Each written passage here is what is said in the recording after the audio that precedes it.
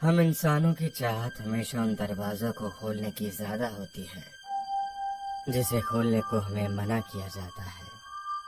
मुझे याद है कि इसी चाहत के चलते मैं और मेरी गर्लफ्रेंड नैना अक्सर अलग अलग जगहों पर जाया करते थे। पर पिछले महीने जो घटना हमारे साथ हुई उसने हमारी जिंदगी बदल कर रख दी। मयूर, हमें और कितना टाइम लगेगा? मुझे तो 1 घंटे पहले कहा था कि कैंपिंग स्पॉट यहीं कहीं है। कहाँ है? मुझसे और इंतजार नहीं हो रहा है। थोड़ा इंतजार और करो नैना, हम बस लगभग पहुंच ही गए। ये मैं पिछले आधे घंटे से सुन रही हूँ। मुझे तो लगता है कि हम कहीं खो गए हैं और रात से पहले तो हम पहुँचने से रहे। नैना अक्सर किसी भी नई जगह को देखने और उसे एक्सप्लोर करने के लिए एक्साइटेड रहती थी।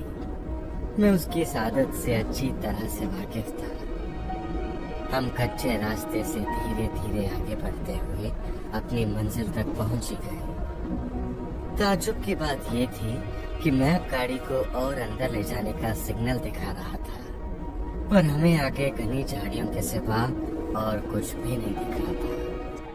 नैना, या तो ये मैप रास्ता ही गलत बता रहा है या फिर इससे आगे का रास्ता हमें पैदल ही तय करना होगा। मयूर, मुझे सूरज ढलने से पहले उस जगह पर पहुंचना है। अब मंजिल ज्यादा दूर नहीं है, हमें पैदल ही चलना चाहिए। मैं भी नैना की इस बात से सहमत हो गया। मैंने अपनी गाड़ी को कच्चे रास्ते पर उतार दिया और उसे झाड़ियों से ढककर हम जंगल की ओर निकल पड़े। रास्ता इतना भी आसान नहीं था। वहाँ काफी घनी झाड़ियाँ थी जिसके कारण उसके पार निकलना मुश्किल हो रहा था। मुझे याद है नैना को वहाँ से निकलने की काफी जल्दी थी और इसी के चलते एक कांटों भरी झाड़ी से उसकी बाजू पर काफी सारी खरोंचें भी लग गईं। क्या हुआ नैना? अरे बाप रे, तुम्हारे हाथ पर तो काफी चोट लग गई है। तुम्हें इतनी भी क्या जल्दी है? हम शाम होने से पहले अपनी मंजिल तक पहुंच ही जाएंगे। मैंने नैना की चोट पर रुमाल को कसकर बांध दिया था जिससे उसका खून बहना कुछ समय के लिए रुक गया। हम संभल संभल कर आखिरकार एक थोड़े साफ और खुले मैदान में पहुंच ही गए थे। वहाँ एक पुराना सा लकड़ी का कॉटेज था। ये बात तो पक्की थी, इस समय हम जंगल के और अंदर नहीं जा सकते थे। शाम हो चुकी थी और हमने वहीं रुकने का सोचा। नैना, मुझे लगता है रात यहाँ गुजारना सही है। हाँ मयूर, इस कॉटेज में हमें अपनी जरूरतों का सारा सामान मिल सकता है। चलो अंदर चलकर देखते हैं। नैना, अंदर जाकर क्या करोगी? हम यहीं अपना टेंट लगा लेते हैं, ना जाने अंदर क्या होगा। अब तुम इतने भी डरपोक मत बनो। जब तक हम अंदर नहीं जाएंगे तो हमें पता कैसे चलेगा कि आखिर अंदर क्या है? मैंने नैना को काफी समझाने की कोशिश की, पर उसकी जिद और रोमांच की भूख के सामने कोई नहीं टिक सकता। हम जैसे ही अंदर दाखिल हुए तो हमारा स्वागत एक सड़े मांस की बदबू निकली। चारों ओर बहुत कम रोशनी थी। आसपास कुछ कागज, पुरानी डायरी और अजीब सी ड्राइंग्स पड़ी थी। दीवार पर एक बड़ी शिकारी कर्द टंगी थी। मैं जैसे ही आगे बढ़ा मुझे ऐसा लगा कि मुझे किसी ने आवाज दी है। मैं वहीं जम सा गया था। मुझे देखकर नैना बोली, मयूर, मयूर, क्या हुआ तुम्हें? कितना कमाल का कॉटेज है ना? क्या तुमने ये सब कागज और ये डायरी देखी? इसमें कितनी कमाल की बातें लिखी हुई हैं। वो डायरी मनहूस थी या हमारी किस्मत ही खराब थी? नैना देखते ही देखते उन कागजों में खो गई। वो हर एक शब्द को बड़े गौर से पढ़ रही थी। उसकी पुतलियां पढ़ते पढ़ते इतनी जोर से हिलने लगी कि मुझे उसके हाथों से उन कागजों को छीनना पड़ा, पर उसका बड़बड़ाना बंद नहीं हो रहा था। बस करो नैना, न जाने यहाँ पर कौन था और ये सब किस चीज के कागज हैं। तुम्हारी आदत हमें जरूर किसी दिन मरवाएगी। नैना के चेहरे के भाव जैसे उड़ से गए थे और वो बोली, मयूर, इस जंगल में एक तालाब है जो पूर्णिमा में खूनी लाल हो जाता है और उसमें नहाने वाला हमेशा ही जवान रहता है। पर वहाँ वो भी रहती है। नैना, आखिर ये सब तुम क्या बड़बड़ाए जा रही हो? ये असल दुनिया है, परियों के किस्से कहानियों की नहीं है।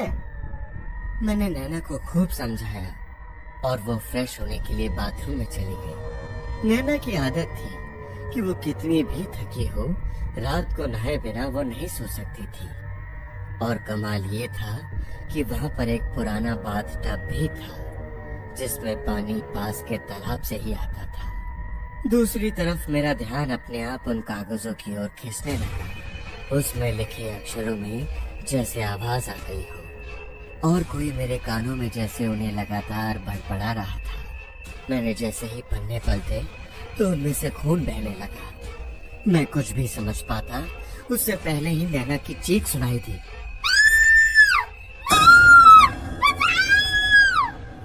मैं जैसे ही दरवाजा खोलकर अंदर पहुंचा, मेरा दिमाग हिल गया। वहाँ की खिड़की खुली हुई थी और नैना गायब थी और वहाँ सिर्फ खून से भरा बाथटब था। तभी खिड़की से मुझे एक औरत उड़ती हुई घने जंगलों में जाती दिखी। मैं अपनी आंखों पर विश्वास करूं या नहीं, मुझे कुछ समझ नहीं आया। तभी मुझे उन पन्नों में लिखी वो लाइन ध्यान आई। जवान होने की प्यास में वो शरीर का एक एक कतरा तक चूस जाती थी। वो कोई परी नहीं बल्कि एक खून चूसने वाली चुड़ैल थी जो अपनी जवानी और शक्तियां बनाए रखने के लिए खून पीती थी। मैंने दीवार पर टंगी वो बड़ी सी कर्द को उठाया और जंगल की ओर भाग पड़ा। अपनी लंबी कर्द से झाड़ियों को काटते हुए मैं एक तालाब के पास जा पहुंचा। मैंने इतनी खामोशी कभी महसूस नहीं करी थी। तभी मुझे वहाँ नैना तालाब के पास ही बेसुध पड़ी दिखी, जिसकी चोट से रिश्ता खून तालाब के पानी को लाल कर रहा था। तभी उस तालाब में से एक चुड़ैल बाहर निकली और एक पिशाच की तरह नैना के हाथ से खून चूसने लगी। मैं अपनी आंखों पर विश्वास नहीं कर सकता था, पर ये सच था। मेरी आंखों के सामने मेरी नैना का खून वो चुड़ैल पी रही थी और फिर उस खून से भरे तालाब में चुड़ैल नहाकर फिर से जवान होने लगी। उन पत्तों में कोई मनगढ़ंत कहानी नहीं लिखी थी। उसमें लिखा हर एक वाक्य मेरी नैना के साथ हो रहा था। तभी उसकी खून की प्यास मुझे ध्यान आई और उस कर्द से मैंने अपनी बाई कलाई काट डाली और चिल्ला पड़ा, नैना! मेरी चीख उस चुड़ैल को सुनाई दे गई और मेरे हाथ से रिश्ते खून को देख वो चुड़ैल किसी भूखे जानवर की तरह मेरी ओर झपटी और मेरे घाव से निकलते ताजे खून को चूसने लगी। मैं उस दर्द को बर्दाश्त कर रहा था और उससे छूटने की कोशिश भी कर रहा था, पर चुड़ैल से छूट पाना नामुमकिन था। मैंने उस कर्द से अपने हाथ को काट कर अलग कर दिया। ये देखकर चुड़ैल गुस्से से पागल हो गई और मुझ पर चिल्लाने लगी, इतने सालों से मैं किसी का इंतजार कर रही हूँ, ताजे खून की तलाश में, और तूने अपना हाथ काट दिया। हाँ? क्या लगा इस कुर्बानी से वो लड़की बच जाएगी?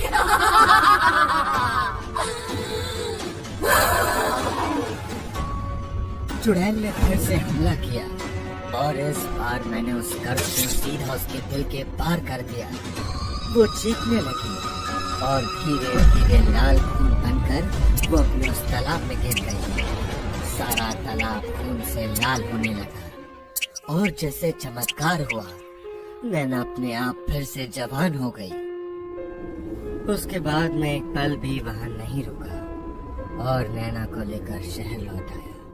अब नैना ने घर से बाहर निकलना ही बंद कर दिया है और बिना बाएं हाथ के मेरा ये शरीर मुझे उस खौफनाक रात को भूलने नहीं देता।